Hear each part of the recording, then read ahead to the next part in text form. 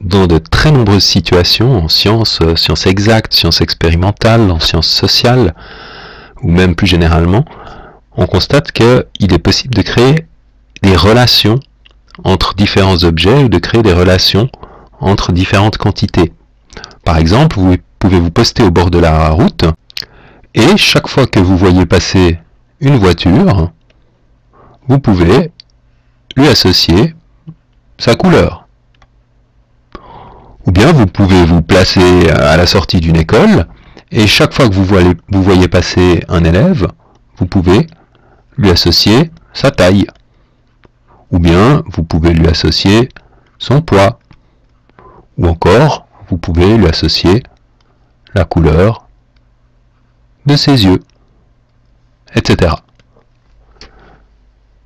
Comment est-ce que les mathématiques peuvent fournir un outil qui permette de modéliser ce type de situation, d'appréhender des situations dans lesquelles on crée ainsi une relation entre deux quantités ou deux types d'objets?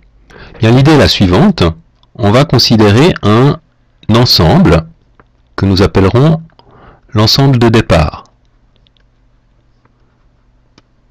Et à l'intérieur de cet ensemble de départ, il y a des éléments. Si je reprends par exemple tout à l'heure lorsque je parlais d'élèves, ici, eh bien, je peux avoir ici l'élève numéro 1, l'élève numéro 2, l'élève numéro 3, etc. Ils peuvent s'appeler aussi Jean-Pierre ou Paul, ça n'a pas d'importance. Donc je considère un ensemble dans lequel il y a un certain nombre d'éléments. Et puisque à chaque élève j'associe une taille, j'appelle l'ensemble des élèves l'ensemble de départ. Maintenant, à chaque élève, je veux associer une taille. Je vais donc considérer également un ensemble d'arrivée.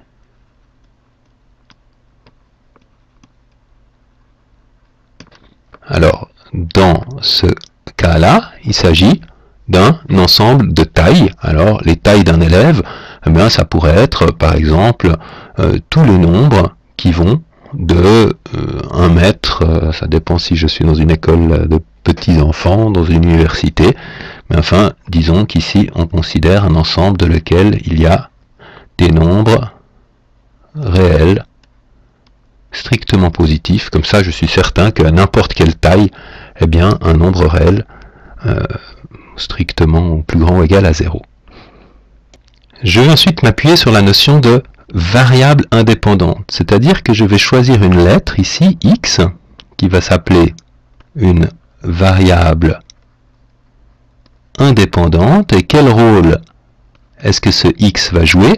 Ben, ce x va pouvoir prendre la place de l'élève 1, de l'élève 2 ou de l'élève 3. Donc x varie et est susceptible de prendre les valeurs possibles des éléments de mon ensemble de départ.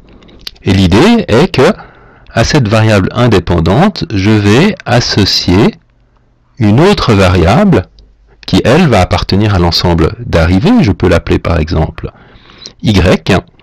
C'est aussi une variable. Pourquoi? Parce que y peut prendre différentes valeurs possibles de l'ensemble d'arrivée, en l'occurrence ici différentes tailles possibles. Et cette variable puisque bien sûr cela varie, je vais considérer qu'elle est ici une variable dépendante. Pourquoi celle-ci est-elle indépendante? Parce que, a priori, je peux choisir l'élève de façon totalement libre. Je peux choisir de m'intéresser à l'élève 1, à l'élève 2, à l'élève 17. Par contre, une fois que j'ai choisi l'élève 1, eh bien, la taille de cet élève, la taille va dépendre du choix de l'élève 1. Donc, la deuxième variable est une variable dite dépendante. Et il suffit maintenant d'expliciter comment s'effectue la relation entre le choix d'un élève et le fait de lui associer un nombre réel. Quel nombre réel est-ce qu'on lui associe?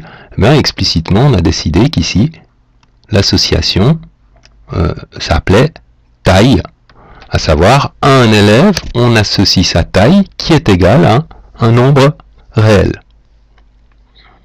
Si je prends un autre exemple, un peu plus numérique et interne aux mathématiques, je peux choisir de prendre comme ensemble de départ, cette fois-ci, par exemple, l'ensemble des nombres réels.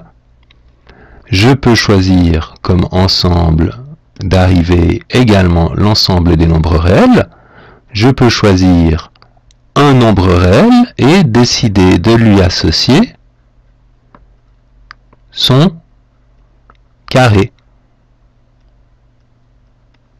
Donc la variable y à l'arrivée, qui sera un nombre réel, va être le carré de la variable x.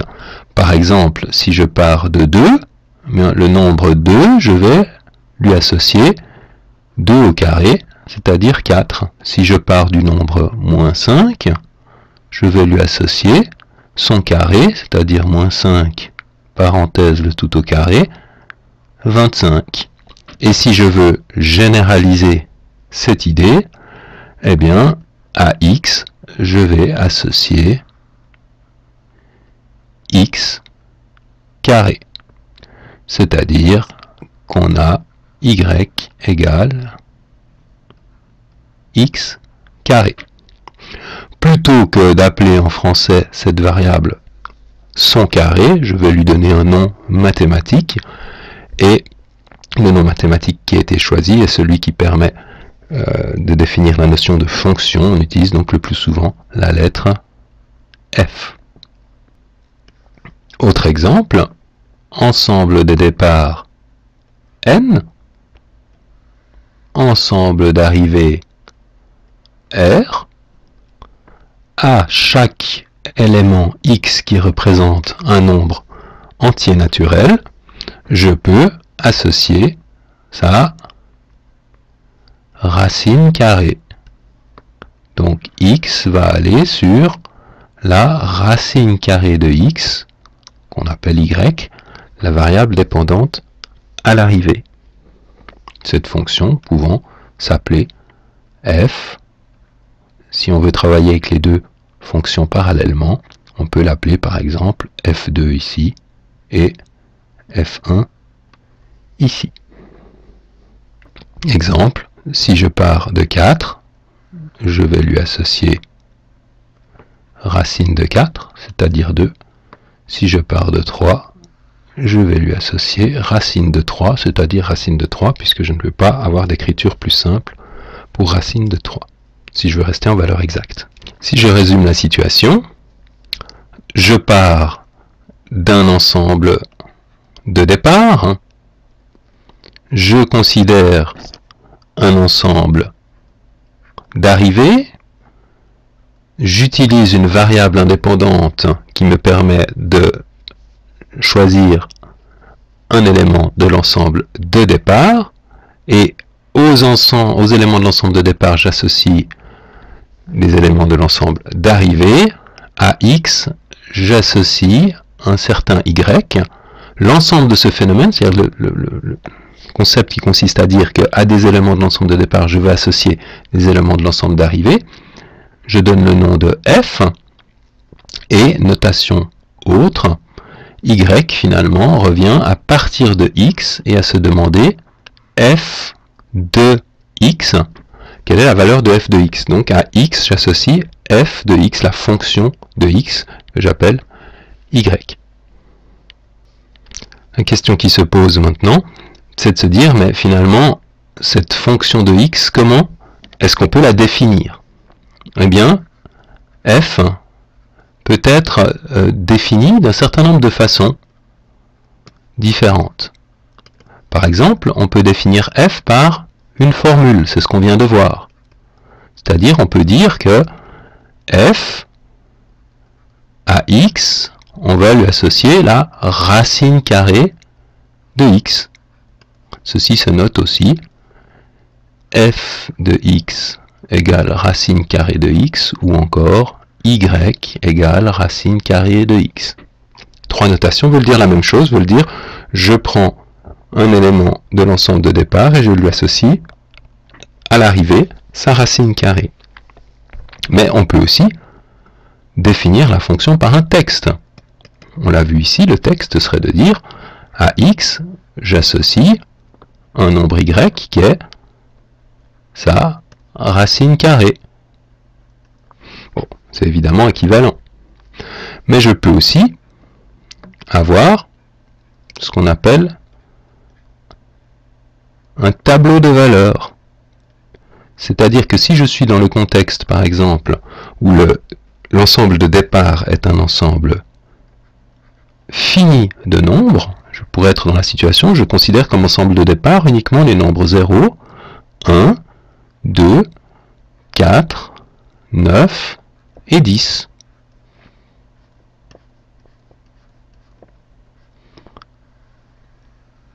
Et alors, dans l'ensemble d'arrivée, la fonction f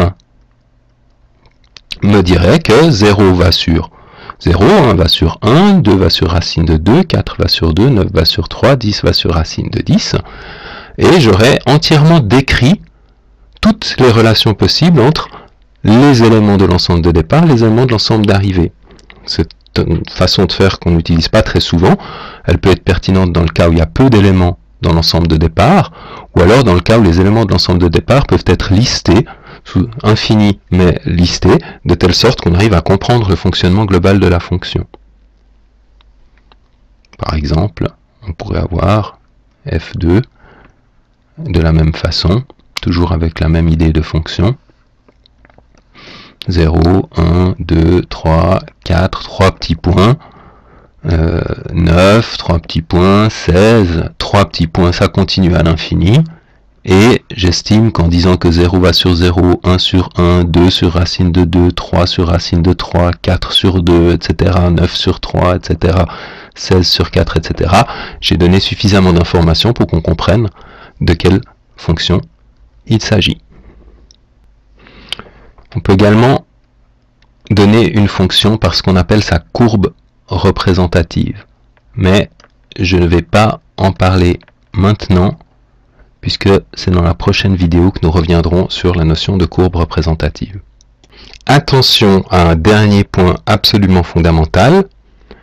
Si vous voulez avoir affaire à une fonction, il est impératif de prendre conscience qu'il y a une condition importante qui doit être vérifiée, et cette condition est la suivante.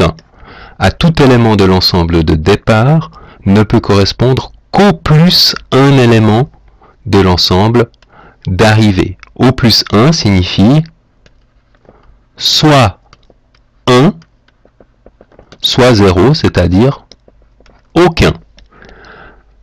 Que veut dire cette condition? Elle signifie que si vous partez d'un élément de l'ensemble de départ, il est interdit que cet élément de l'ensemble de départ, si par exemple je partais de 2, à 2 je peux faire correspondre par exemple le nombre 3, à 4 je peux faire correspondre personne, il n'existe pas, ça c'est autorisé. Par contre je ne pourrais pas dire qu'à 6 il fait correspondre 3, mais il fait aussi correspondre 5. Il est impossible d'accepter l'idée qu'un élément de l'ensemble de départ va avoir des correspondants différents à l'arrivée. Ceci est interdit si on veut avoir affaire à une fonction. Pourquoi? Essentiellement parce que le modèle général vous dit que x va être associé à f de x. F de x est donc le correspondant, celui qui est mis en relation avec x. Et si f de x pouvait être égal à plusieurs objets simultanément, f de x ne pourrait en particulier plus représenter un nombre, et on ne pourrait plus faire de calcul avec. Tandis que si vous êtes certain que f de x représente soit un unique nombre, soit éventuellement n'existe pas, alors toute la puissance des outils de calcul est à disposition au service de la notion de fonction. Je termine en résumant. Une fonction, c'est quoi?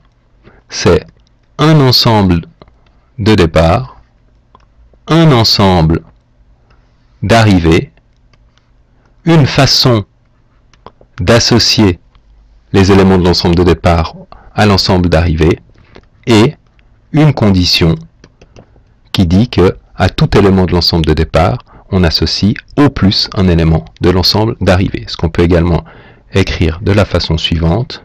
Une fonction, c'est 4 éléments qui doivent être présents, l'ensemble de départ, l'ensemble d'arrivée, la façon d'associer et la condition qui doit être vérifiée.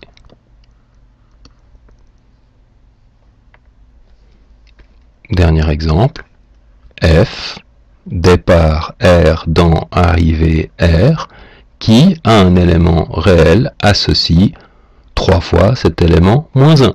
Voilà une fonction. Ou bien G qui va de Z dans Z et qui a un entier relatif associe le cube de cet entier relatif, etc.